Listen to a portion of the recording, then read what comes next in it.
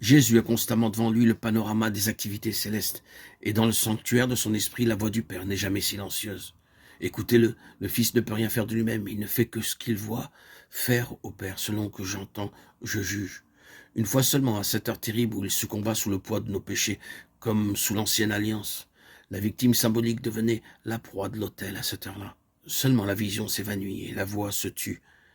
Mais il s'agissait là de l'expiation du péché, et nous n'aurons jamais à partager ce service-là. Par une seule offrande, il a amené à la perfection pour toujours ceux qui s'en approchent. Il a été trouvé fidèle. Présentons-nous aussi nos corps en sacrifice vivant et qu'aucune considération ne nous détourne de cette croix qui représente la volonté de Dieu pleinement accomplie.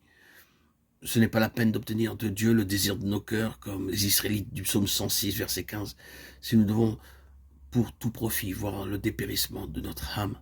À quoi bon céder à ce qui frappe les oreilles et les yeux du dehors, si c'est pour perdre la vision intérieure et devenir sourd à la voix de Dieu? Il est humain de marcher avec la foule, il est divin de marcher seul. Si un homme suit le grand nombre, va et vient avec la marée, on peut dire de lui, voilà bien l'homme, cela lui ressemble. Mais suivre un principe, résister à la marée, c'est avoir dans sa vie quelque chose de Dieu. Quoi de plus naturel que de faire un compromis avec sa conscience pour se plier au goût du monde et à la mode religieuse? N'y a-t-il pas tout à gagner?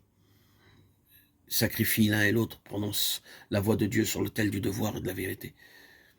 Personne ne m'a assisté, mais tous m'ont abandonné, écrit l'apôtre, à l'heure où, meurtri par les luttes de toute une carrière, il vient de comparaître devant Néron. Qu'est-il arrivé? Peu de choses. Il a seulement risqué sa tête pour rendre compte d'une croyance contraire à la doctrine du monde romain.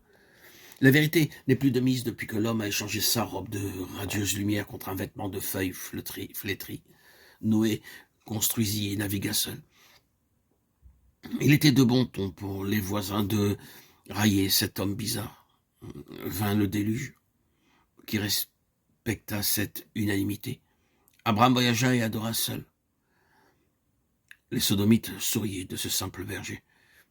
Ils suivaient la mode. Elle leur coûta cher. Daniel dîna et pria seul. Élie sacrifia seul et resta seul à clamer les exigences de Dieu. Jérémie prophétisa et pleura seul. Jésus aima et mourut seul.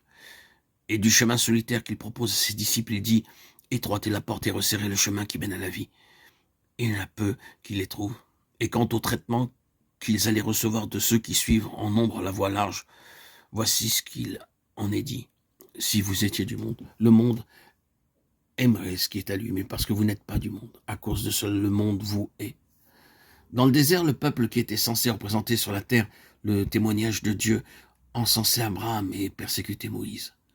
Sous les rois, ils encensaient Moïse et persécutaient les prophètes. Sous Caïphe, ils encensaient les prophètes et persécutaient Jésus.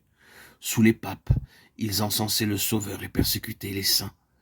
Et il se trouve aujourd'hui une foule de gens, aussi bien dans l'Église que dans le monde, pour applaudir à la courageuse persévérance des patriarches et des prophètes, des apôtres et des martyrs, et pour traiter de fous et de buter ceux qui font preuve au temps présent d'une semblable fidélité.